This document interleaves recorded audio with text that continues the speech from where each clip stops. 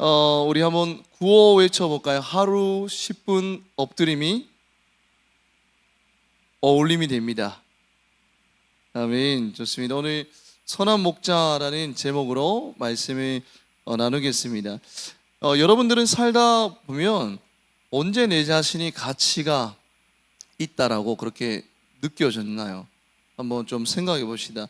우리가 살아갈 때 내가 좀 가치가 없는 것 같이 느껴질 때도 있지만 나는 좀 가치가 있는 존재야라고 느낄 때도 있을 것입니다. 언제 그런 느낌이 들었습니까? 봉사활동할 때 나는 가치 있는 존재라고 느꼈다라고 우리 민찬이가 말했던 것 같습니다. 우리 다른 청년들도 그런 경험 있죠. 그래서 저는 궁금해서 이렇게 찾아봤습니다. 찾아보니까 대부분의 사람들이 남을 도울 때 그렇게 자신이 가치 있는 존재로 느껴졌다라고 그렇게 대답했고, 어떤 사람은 돈을 열심히 버는 나의 모습을 보고 내 자신이 가치 있는 존재구나라고 느꼈다라고 그런 대답도 있습니다. 각자의 대답이 다 달랐던 것 같습니다. 근데 사람들은 자신이 성취한 것에 대해서 자랑스럽게 말하면서 자신을 가치 있는 존재로 여길 때가 많습니다. 성취 이꼴 곧 나의 가치로 우리가 여길 때가 많다는 것입니다. 내가 이번에 다이어트를 성공해서 막 성취감이 있지 않습니까? 내가 이번에 원하는 곳에 취업을 했어 라고 우리는 성취감을 느낍니다. 내가 이번에 과에서 1등 했어 라고 우리는 그렇게 기뻐할 때가 있습니다. 그리고 또 어떤 사람들은 자신의 신분 상승을 가치 있게 여기는 사람들도 있습니다. 좀 사회에서 좀 신분이 이렇게 올라가게 되면 어떻게 그것을 가치 있다라고 여기는 사람들도 있죠.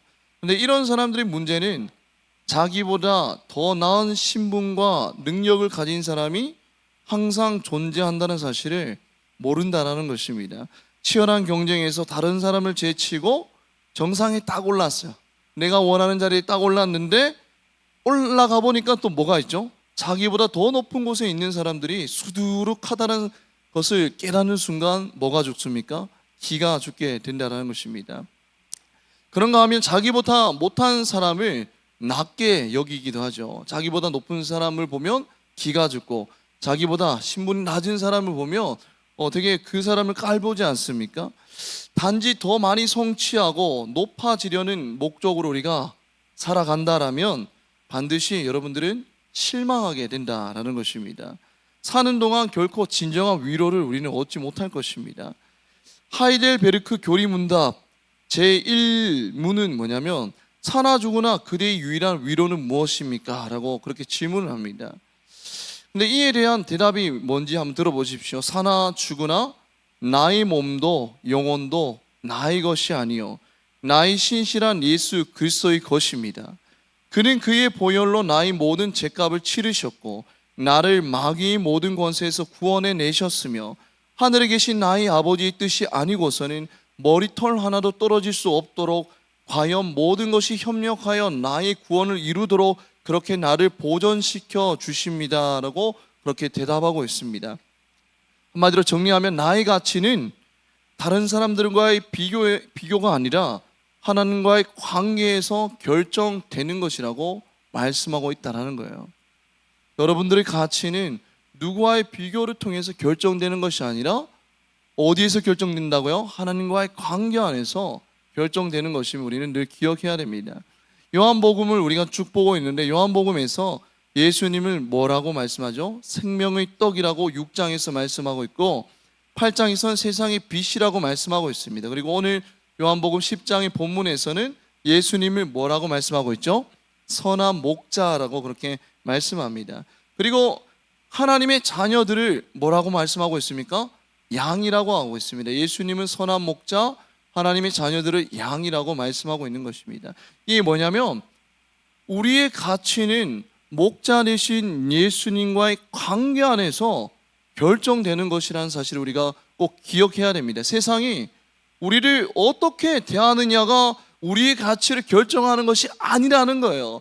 세상이 여러분들을 깔보고 여러분들을 비난하고 손가락질하고 가치가 없다고 조롱할지라도 그런 말들이 여러분들의 가치를 결정하는 것이 아니라 목자 되신 예수님이 여러분들을 어떻게 대하느냐가 우리의 가치를 결정한다는 사실을 우리는 기억해야 됩니다. 그 사실을 기억할 때 우리는 세상 가운데서도 당당히 살아갈 수 있다는 거예요. 오늘 본문에서는 목자 되신 예수님이 양인 우리를 어떻게 대하시는지 너무나 상세하게 잘 알려주고 계십니다. 목자 되신 예수님이 우리를 어떻게 대하실까? 첫 번째로는 우리의 이름을 불러주신다는 사실을 우리는 기억해야 됩니다. 성경에서 가장 많이 등장하는 동물 중에 하나가 뭘까요? 양입니다. 근데 이 양은 무려 성경에서 보면 100번 이상 그렇게 언급됩니다. 여러분들, 온통 눈으로 덮인 환경에 사는 에스키모인들의 언어 중에 눈과 관련된 단어가 몇 개 정도 될까요? 우리는 눈이 내리면 그냥 눈 하나밖에 없잖아요, 그죠? 단어가. 근데 에스키모인들에게는 눈과 관련된 단어가 한 몇 개 정도 될까요? 15개 정도 된다라고 합니다. 엄청나죠, 그죠? 마찬가지로 이스라엘 사람들에게도 양과 관련된 단어, 히브리어가 8개나 된다라고 합니다. 그럼 그만큼 많이 언급되고 중요한 단어가 양입니다. 근데 이 양의 특징을 우리가 한번 볼까요? 양은 뭐가 약합니까? 시력이 상당히 약합니다. 양들이 광야에서 막 떼를 지어 다니죠. 그러나 뒤쪽에서 따라오는 양들은 목자가 잘 보일까요? 보이지 않을까요? 보이지 않습니다. 그래서 목자는 가까이 따라오는 몇 마리 양의 목에 뭐를 달아줄까요? 방울을 달아줍니다. 그러면 그 딸랑딸랑거리는 소리를 듣고 목자를 보지 못하는 뒤쪽 무리에 있는 양들이 졸졸졸 따라오는 거예요. 그러니까 이 양들은 시력보다 뭐가 발달되어 있습니까? 청각이 발달되어 있다는 거예요. 그러니까 양은 시력이 좋지 않기 때문에 목자의 음성을 듣고 목자를 따릅니다. 양들은 목자의 소리에 늘 귀를 기울인다는 사실이에요. 그래서 요한복음 10장 27절에 보면 이렇게 말씀하고 있습니다. 우리 한번 요한복음 10장 27절 말씀 성경 본문에 한번 읽어볼까요? 시작. 내 양은 내 음성을 들으며, 내 양은 뭐를 듣는다고요? 내 음성을, 목자의 음성을, 목자 되신 예수님의 음성을 듣는다라고 합니다. 그래서 목자는 우리에 있는 양들을 어떻게 밖으로 불러낼까요? 바로 이 목자는 양들의 이름을 불러서 우리에 있는 양들을 밖으로 불러내보낸다는 사실을 우리는 기억해야 됩니다. 3절을 한번 볼까요? 10장 3절, 요한복음 10장 3절에 보면 이렇게 말씀하고 있습니다. 한번 읽어볼까요? 시작. 문지기는 그를 위하여 문을 열고 양은 그의 음성을 듣나니 그가 자기 양의 이름을 각각 불러 인도하여 내느니라 라고 합니다. 그러니까 목자는 양들의 이름을 하나하나 부르고 양들은 자기 이름을 부르는 목자의 음성에 반응한다라는 거예요. 양들은 무리로 있잖아요, 그죠? 무리로 있는데 그 무리의 양들 보고 막 목자가 막 빨리 따라와라고 그렇게 말하는 것이 아니라 양들의 이름을 하나하나 부르고 불러낸다라는 사실입니다. 그런데 우리는 그 목자가 양을 이름을 부르는 그 이름을 부르는 행위에는 어떤 의미가 담겨 있는지 알아보아야 됩니다. 여러분들, 이름을 부르는 행위에는 어떤 의미가 담겨져 있을까요? 여러분들, 상대방이 나를 어떻게 여기고 있는지 알아차리는 중요한 단서 중에 하나가 뭘까요? 바로 이름을 부르는 것입니다. 데일 카네기라는 사람이 이렇게 말합니다. 이름은 그 사람에게 가장 달콤하고 중요한 소리라고 데일 카네기라는 사람이 말했습니다. 그러니까 이름은 단순한 호칭을 넘어서 한 사람의 정체성과 존재감을 상징하는 중요한 요소라는 점을 강조하고 있는 거예요. 그리고 또 이 철학자 랄프 왈도 웨머슨이라는 사람은 이렇게 말합니다. 누군가 내 이름을 올바르게 부를 수 있다면 그 사람은 나를 부를 자격이 있으며 나의 사랑과 봉사를 받을 자격이 있다라고 말했습니다. 그러니까 이름을 정확히 기억하고 부르는 것이 그 사람에 대한 진정한 관심과 존중의 표현임을 잘 보여준다라는 것입니다. 우리 작년에 수련회 때 주제가 뭐였죠? 우리는 뭡니까? 교회입니다. 근데 그때 제가 했던 저녁 말씀 때 말씀을 드렸는데, 여러분들, 인간이 하나님의 형상대로 창조되었잖아요, 그죠? 하나님의 형상대로 창조되었다는 것은 거기에 그 말씀에 어떤 의미가 담겨져 있는지 혹시 기억납니까? 우리가 하나님의 형상대로 창조되었다라는 말씀에는 어떤 의미가 있죠? 그러면 인간이 근본적으로 어떤 존재라는 사실입니까? 관계적인 존재라는 사실이에요. 여러분, 예수님이 태초에 하나님과 함께 계셨잖아요, 그죠? 여러분, 함께가 하나님의 본질입니다. 그래서 함께가 하나님 본질이잖아요, 그죠? 하나님의 형상을 닮은 존재로 우리가 하나님의 형상대로 창조되어 우리는 마찬가지로 우리는 어떤 존재예요? 함께하는 존재라는 사실이에요. 혼자 살아갈 수 있는 존재가 아니라 함께하는 존재라는 사실을 우리는 기억해야 됩니다. 근데 사회적이고 관계적인 존재인 사람에게 그 이름을 불러주는 것은 어떤 거예요? 그 사람의 정체성과 그 사람의 존재감을 인정하는 행위라는 것입니다. 여러분들, 우리가 누가 우리 이름을 불러줄 때에, 그 이름을 들을 때에 우리 뇌에서 어떤 반응이 일어나는지 제가 궁금해서 한번 찾아봤습니다. 근데 이 뇌과학의 연구에 따르면 우리가 나의 이름을 듣게 되면 우리 뇌의 전측 대상피질이 활성화가 된다라고 합니다. 그러니까 이 전측 대상피질은 감정 조절과 주의 집중과 관련된 그런 부위입니다. 즉, 사람이 이름을 불러주는 것만으로도 상대방의 주의를 끌고 감정을 조절하는 데 도움을 줄 수 있다는 그런 의미인 것입니다. 여러분들, 이런 경험 있습니까? 전교생이 모인 그 운동장에서 다 같이 모여 있는데 누구가 그렇게 시끌벅적한 곳에서 누군가 멀리서 나 이름을 불렀을 때에 여러분들 그 이름을 부르는 것들 듣고 뒤를 돌아본 적이 한 번쯤 있죠, 그죠? 그런 경험들이 다 있을 것입니다. 그러니까 이름을 불러줬을 때에 우리 상대가 대화에 집중하고 호감을 느끼게 된다는 거예요. 누가 나의 이름을 불러줬을 때 우리 내가 반응하게 된다는 것입니다. 누가 나의 이름을 불러줬을 때에 나의 뇌는 그 대화에 집중하게 되고 그 사람에 대해서 호감을 느끼게 된다는 것입니다. 그래서 학교나 직장에서 대화 중에 친구나 동료가 나의 이름을 불러주면 그 대화에 더 집중하게 되고 더욱더 감정적으로 안정감을 느낄 수 있다는 것입니다. 즉, 이름을 들으면 사람들은 자신을 어떤 존재로 인식하게 되죠? 나는 중요한 존재구나라고 인식하게 됩니다. 그리고 상대방이 자신의 존재를 인정하고 있음을 우리는 느끼게 됩니다. 그런 경험들 다들 있죠, 그죠?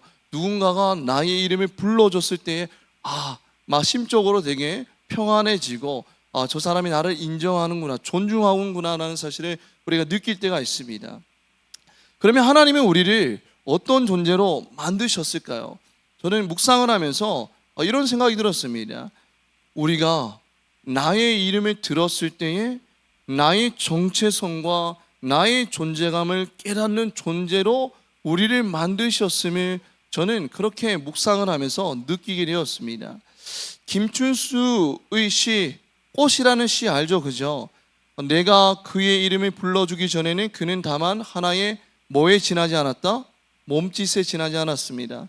그러나 내가 그의 이름을 불러주었을 때 그는 나에게 와서 뭐가 되었죠? 꽃이 되었다라는 것입니다. 그러니까 우리가 누군가의 이름을 부를 때 그들은 단순한 아무개에서 나에게 의미 있는 뭐가 되죠? 꽃이 된다라는 사실입니다. 여러분들, 하나님은 오늘 또 여기 앉아 있는 여러분들의 이름을 부르십니다. 누구야? 누구야라고 부르십니다. 여기 앉아 있는 무리들을 부르시는 것이 아니라 한 사람 한 사람 얼굴을 바라보며 누구야? 누구야라고 부르신다는 것입니다. 그리고 우리의 이름을 불러주심으로 수많은 사람들 중에 아무 개가 아니라 하나밖에 없는 꽃으로 여러분들을 여기신다는 사실을 여러분들 기억해야 돼요. 여러분들의 이름을 불러주심으로 무리가 아니라 정말 하나밖에 없는 나의 자녀라고 여겨주심을 우리는 기억해야 된다는 것입니다. 그래서 목자 되신 주님께서 양들을 부르실 때 야라고 부르시지 않고 이름을 부르신다라고 그렇게 말씀하고 있다는 것입니다. 여러분들, 아담이 이 피조물들의 이름을 하나하나 지어주죠. 창세기 2장 19절에 보면 하나님이 흙으로 각종 들짐승과 공중의 각종 새를 지으시고 아담이 어떻게 이름을 짓나 보려고 그것들을 그에게로 이끌어 가십니다. 그리고 아담이 부르는 대로 이름이 되었습니다. 이 아담은 자신에게 나온 각 동물들을 정말 세심하게 살피고 그 특징에 따라서 적절한 이름을 주었을 것입니다. 그냥 아무 때나 부르는 것이 아니라 정말 세심하게 관찰하고 주의를 기울이고 사랑으로 보면서 이름을 지어 주었을 거예요. 이게 뭐냐면 이름을 부른다라는 것은 관심과 사랑을 의미한다는 것입니다. 아담이 그 동물들의 이름을 지어줄 때에 세심하게 살펴보고 특징이 무엇인지 보고 이름을 지어 주었듯이 여러분들 이름을 부른다라는 것은 어떤 의미가 있다라고요? 관심과 사랑이 있다라는 사실을 우리는 기억해야 됩니다. 여러분 성경에 보면 이렇게 하나님께서 부르십니다. 아담아라고 부르시고 아브라함아라고 부르십니다. 여러분 호렙에서 불이 붙은 떨기 나무 가운데 모세를 부르시죠. 또 사무엘아, 성전에 있는 그 사무엘에게 사무엘아 부르십니다. 그리고 저기 나무 위에 있는 그 삭개오를 예수님께서 부르시죠. 여러분들 또 사울을 부르십니다. 예수님께서. 이처럼 성경에서는 이름을 부르시는 하나님이 나타나 있습니다. 야라고 부르시지 않고 우리의 이름을 불러주시는 하나님이 성경에 나와 있다는 거예요. 여러분들 재미있는 것은 이름을 부를 자격도 없는 자들에게도 이름을 불러주셨다는 사실을 우리는 기억해야 됩니다. 우리는 정말 내가 싫은 사람이 있으면 그 사람의 이름도 부르지 않잖아요. 그죠? 저놈 진짜 하면서 이름을 부르지 않습니다. 그런데 여러분들 선악과를 따먹고 죄를 짓고 숨은 그 아담에게 하나님은 죄인아라고 부르지 아니하시고 뭐라고 그랬죠? 아담아라고 그렇게 부르십니다.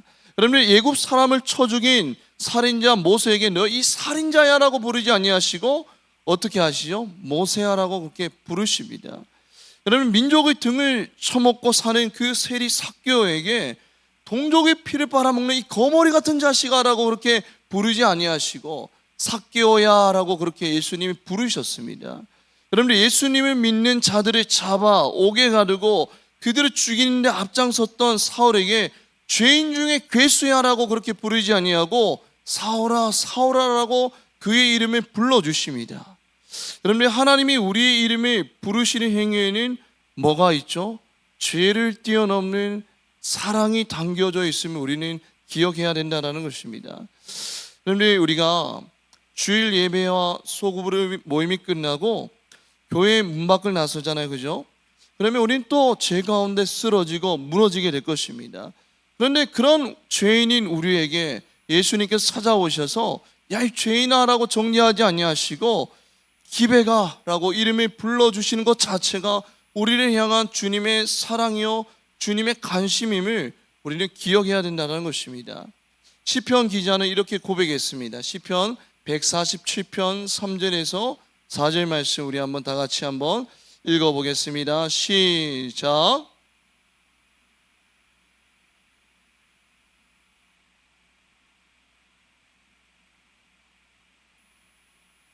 네, 별들의 이름을 다 따로 부르시는 하나님께서는 우리 이름을 그냥 아시는 것이 아닙니다. 그리고 그 이사야 49장 19절에 16절에서 이렇게 말씀합니다. 한번 읽어볼까요? 시작. 내가 너를 내 손바닥에 새겼고 너의 성벽이 항상 내 앞에 있나니 라고 합니다. 내가 너를 내 손바닥에 새겼고 라고 말씀하고 있으며 하나님은 여러분들의 이름을 기억하시고 여러분들의 이름을 늘 불러주십니다. 여러분들 예수님은 오늘 본문에 보면 예수님은 유대 지도자들에 대해서 뭐라고 했냐면 강도와 도둑에 불과하다라고 그렇게 말씀하셨습니다. 하나님께서 그들을 이스라엘 백성들을 이끄는 목자로 세우셨지만 그들은 자신의 이익을 위해서 백성을 이용하는 삭군에 불과했다라는 거예요. 그러나 목자 되시는 그 예수님은 어떤 분이세요? 삭군이 아니라 여기 앉아있는 여러분들의 이름을 한 영혼의 이름을 다 아시고 또 우리 이름을 날마다 불러주신다는 사실을 우리는 기억해야 됩니다. 여러분들의 이름을 안다라는 것은 여러분들 각자에게 관심과 계획을 가지고 있다라는 의미인 거예요. 여러분들, 우리가 살다 보면 때때로 내 자신이 너무 초라하고 너무나 보잘것없이 느껴질 때가 있지 않습니까? 세상에서 성공한 다른 사람들과 비교하면서 우리는 한없이 작아질 때가 있지 않습니까? 그럴 때 우리가 필요한 것은 무엇일까요?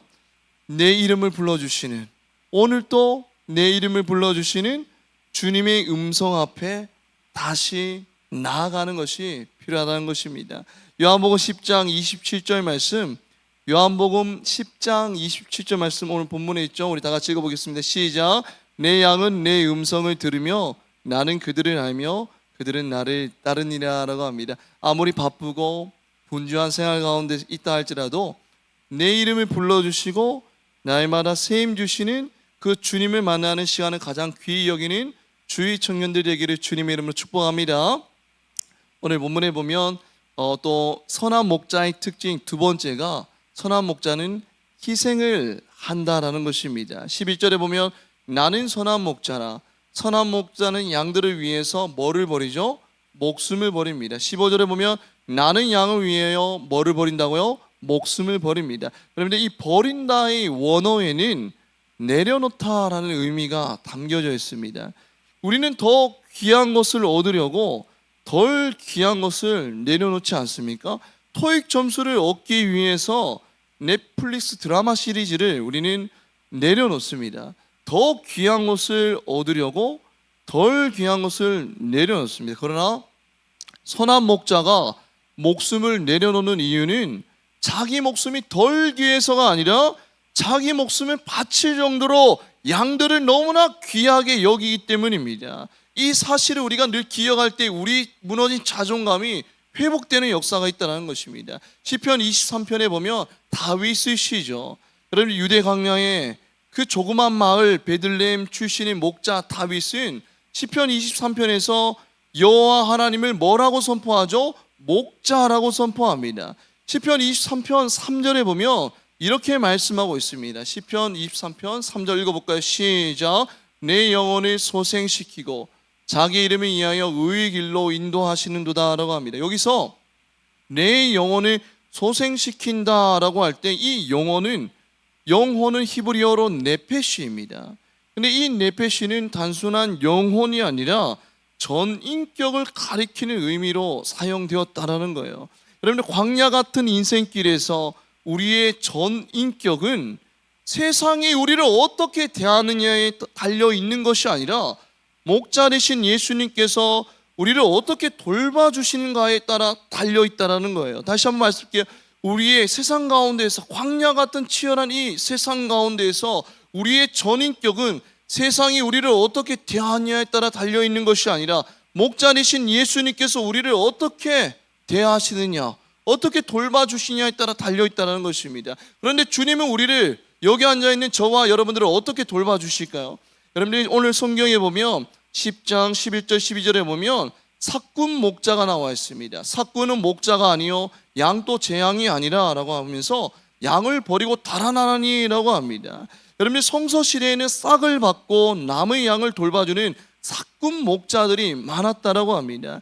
당시 한 명의 목자가 감당할 수 있는 양의 숫자는 몇 마리일까요? 30마리에서 75마리라고 합니다. 한 명의 목자가 감당할 수 있는 양의 수가 30명에서 30명이 아니라 30마리에서 75마리라고 합니다. 그러니까 많은 양을 가진 소유주는 그 많은 양을 스스로 혼자 감당할 수 없기 때문에 누구를 고용하죠? 삭군 목자를 고용하게 됩니다. 근데 여러분들, 광야가 얼마나 환경이 척박하나요? 힘들죠, 그죠? 그러니까 이 양들의 주인은 삭군에게 양을 맡길 때에 대략 한 20%의 손실을 각오하고 맡겼다라고 합니다. 너무 광야가 척박하기 때문에 20%의 손실은 각오하고 삭군 목자에게 양들을 맡깁니다. 그러면 삭군 목자들은 어떤 마음을 가지고 있죠? 20% 정도는 잃어도 돼 라는 마음을 가지고 양들을 이제 돌보는 거예요. 그러니까 허약해서 쓰러지는 양이 있다라면 굳이 돌봐야 할 책임이 없다라는 것입니다. 20%의 손실 안에서는 모든 것들이 용납되기 때문입니다. 그래서 이 광야에서 양을 돌보는 사꾼 목자의 마인드는 어떤 마인드냐면 잃으면 잃으리로다라는 마인드가 있었어요. 잃으면 잃으리로다. 저 양 한 마리 잃어도 나에게는 손해가 없어, 나에게는 책임이 없어라는 마인드를 사꾼 목자가 늘 가지고 있었던 거예요. 한두 마리 양들이 없어진들 어떠하리라는 그런 마인드가 누구에게 있었다고요? 사꾼 목자에게 있었다는 것입니다. 그런데 여러분들, 이 양의 특징이 한번 볼까요? 양들은 염소와 달리 뭐에 약해요? 더위에 무척 약합니다. 우리가 작년에 단기 선교로 어디 갔다 왔죠? 르완다 갔다 왔습니다. 여러분들, 르완다 갔다 오니까 느낀 게 정말 세상에서 대구보다 더운 나라는 없구나라는 사실을 정말 몸소 깨닫게 되었습니다. 여러분, 아프리카라고 해서 우리가 덥다라고 느끼지만 물론 뜨거운 햇빛이 쨍쨍 내리쬐면 덥지만 어디에 가면 시원하죠? 그늘에 가면 시원합니다. 바람도 불어오고. 그러나 여러분들, 대구는 어떻죠? 막 습기도 있고 너무 덥지 않습니까? 여러분들, 그래서 만약 양이 8월의 대구 시내 한복판에 있다라면 정말 저는 죽을 수도 있다라고 생각합니다. 뜨거운 광야의 햇빛을 견디지 못하고 양들은 피식 쓰러지고 합니다. 근데 이때 진짜 목자는 어떻게 하는지 아세요? 응급처치가 있다라고 합니다. 제가 책에서 한번 봤는데 한번 우리 사진 한번 보여줄까요? 잘 보일지 모르지만 1단계, 2단계, 3단계, 4단계가 있습니다. 1단계는 뭐냐면 양이 쓰러져 있을 때 목자는 먼저 쓰러진 양을 가지고 어디로 데려가죠? 그늘로 데려갑니다. 그리고 2단계는 뭐냐면 만약 그늘을 찾지 못하면 목자는 뭐를 벗어요? 자신의 겉옷을 벗고 허리에 있는 막대기를 지주로 삼아서 겉옷을 펼쳐서 그늘을 만듭니다. 그리고 3단계는 뭐죠? 목자의 물통에서 물을 꺼내서 양에게 먹여요. 4단계는 뭐예요? 목덜미에서 시작해서 전신 뭐를 해죠? 마사지를 해준다는 것입니다. 여러분, 이게 진짜 목자의 행동이에요.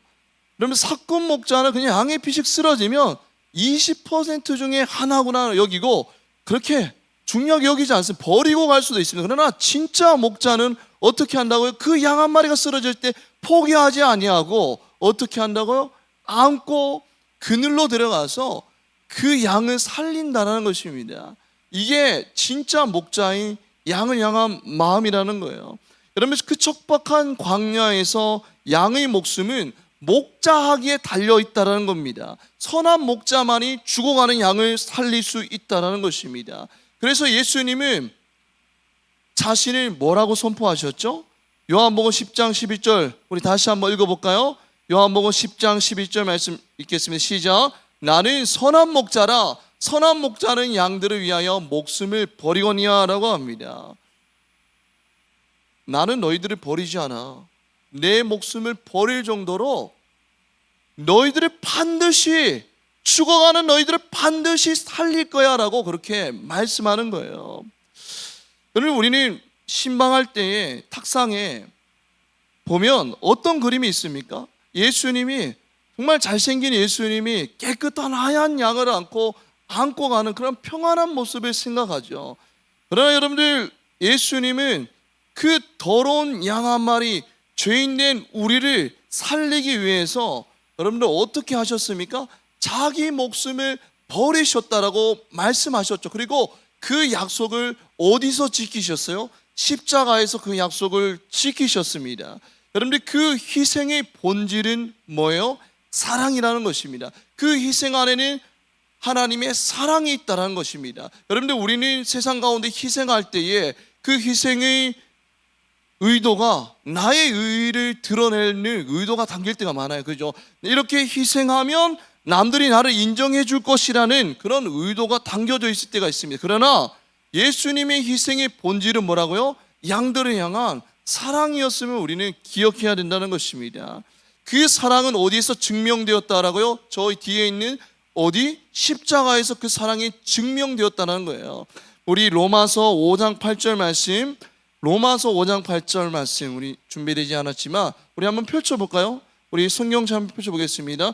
로마서 5장 8절 말씀.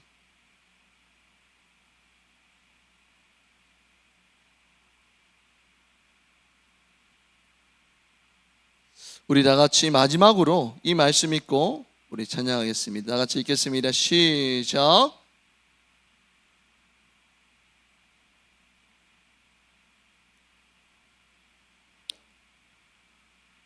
네, 예수님께서 자신의 목숨을 버릴 정도로 양들을 사랑하셨고 그 희생의 본질은 사랑이었습니다. 그 사랑은 어디서 확증되었다고요? 십자가에서 확증되었음을 기억해야 됩니다. 여러분들 한 주간 살아가실 때에도 여러분들 한 영혼 한 영혼을 구원하시기 위해서 자신을 희생하신 그 주님의 사랑을 기억하며 그 십자가 앞에 나아가는 우리 주의 모든 청년들 되기를 주님의 이름으로 축복합니다. 우리 다 같이 찬양하며 나아가겠습니다.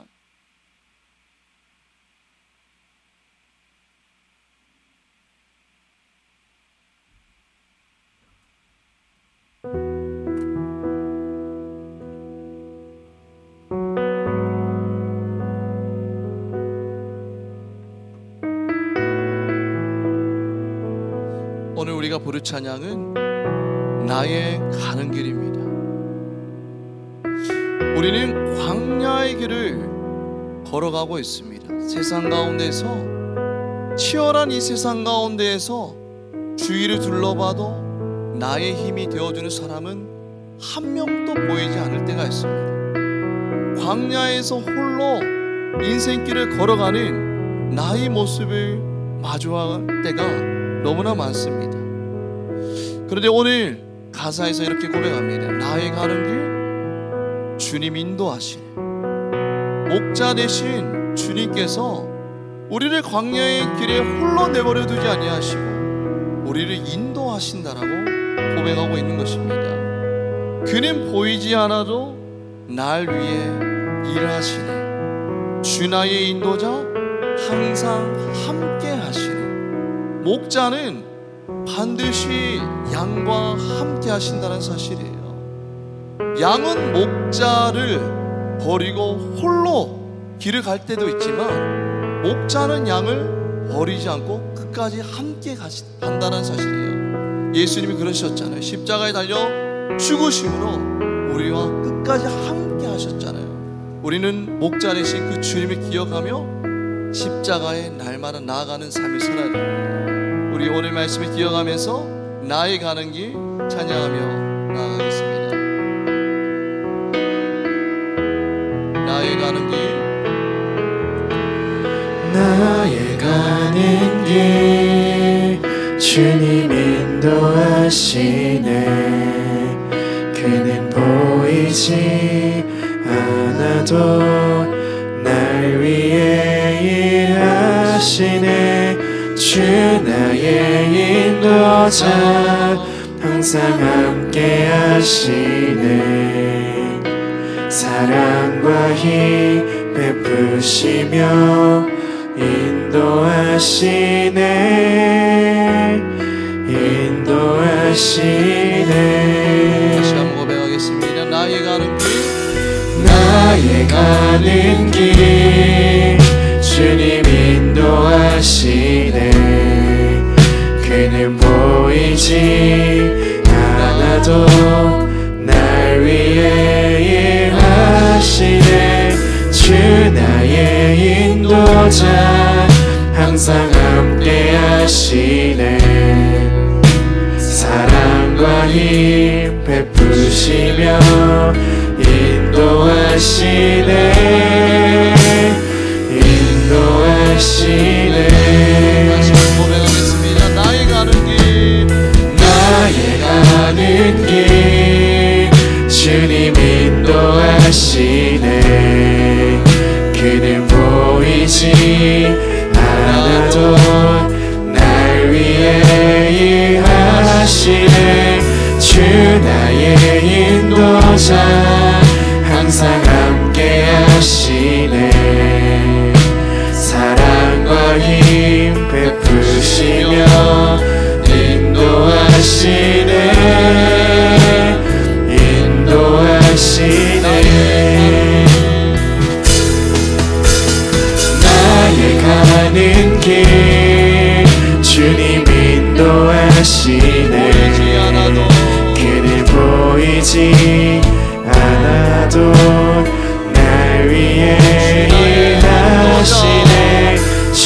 나의 인도자 항상 함께 하시네 사랑과 힘 베푸시며 인도하시네 한번 더 고백하겠습니다.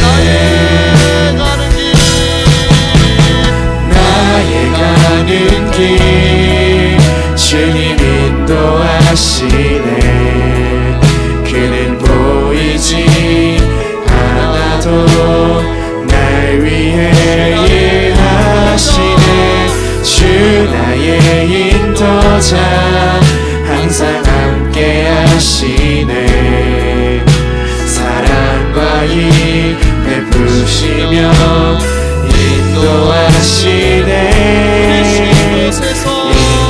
인도하시네 부르신 곳에서 나는 예배하네 어떤 상황에도 나는 예배하네 부르신 곳에서 나는 예배하네 어떤 상황에도 나는 예배하네 부르신 곳에서 나는 예배하네 어떤 상황에도 나는 예배하네 부르신 곳에서 나는 예배하네 어떤 상황에도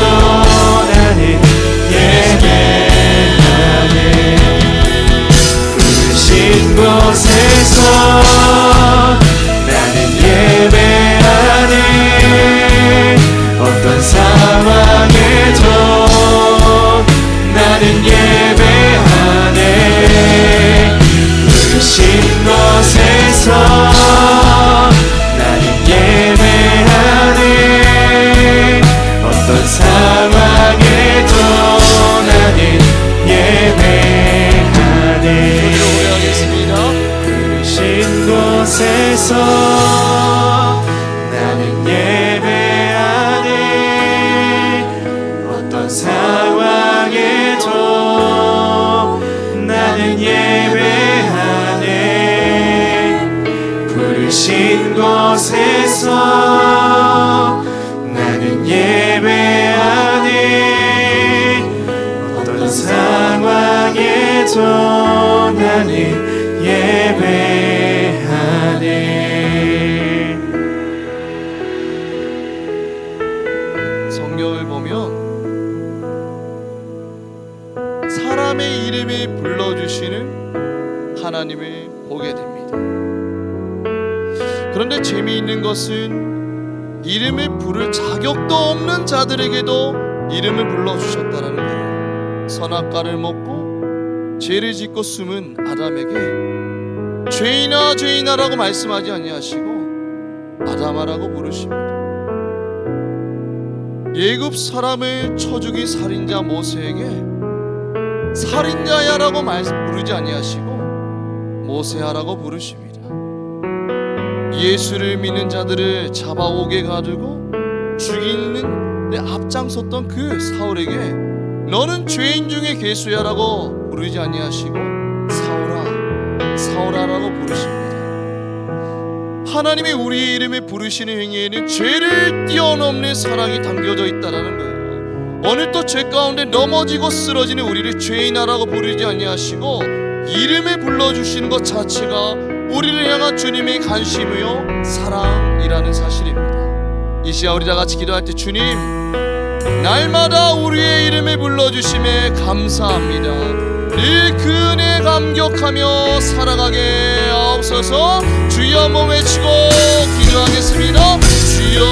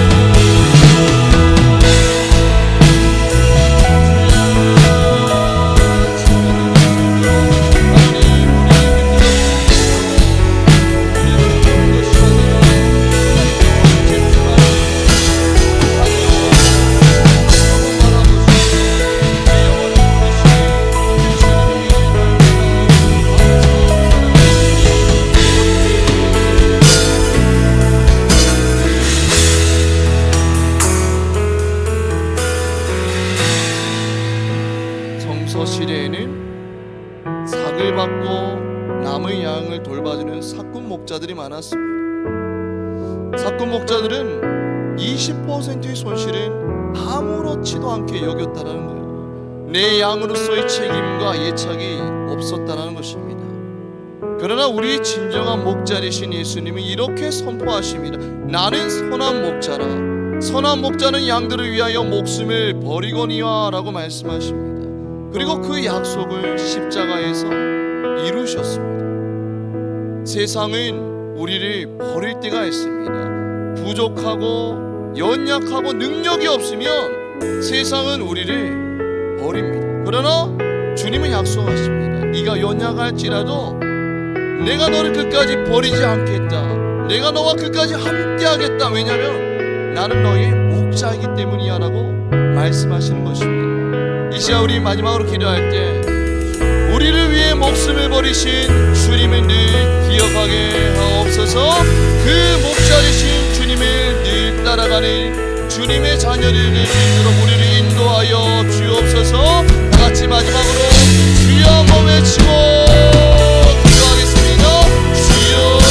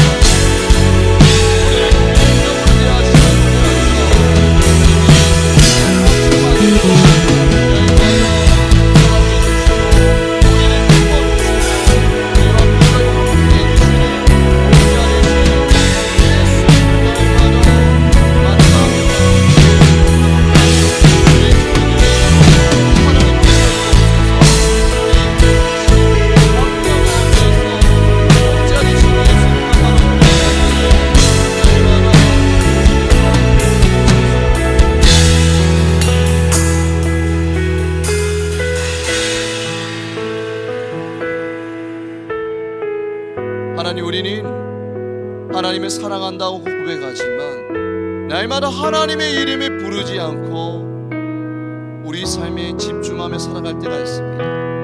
그러나 하나님은 날마다 죄인된 우리를 버리지 아니하시고 우리의 이름을 불러주신다는 사실을 기억하며 날마다 감사함으로 살아갈 수 있는 주의 청년들 될 수 있도록 하나님 인도하여 주옵소서. 이름을 부르는 그 행위에는 죄를 뛰어넘는 사랑이 담겨져 있음을 기억하게 하시고 죄인된 우리를 끝까지 사랑하여 주시는 목자 되신 예수님만 바라보며 살아갈 수 있는 주의 청년들 될 수 있도록 하나님 인도하여 주시옵소서. 선한 목자만 바라보며 따라갈 때에 세상이 감당치 못할 믿음의 자녀들 되게 허락하여 주시고 가는 곳곳마다 그 은혜에 감격하여서 복음을 전하며 살아갈 수 있는 주의 청년들 될 수 있도록 인도하여 주시옵소서. 사랑의 말씀 우리 주 예수 그리스도 이름으로 기도드립니다. 아멘.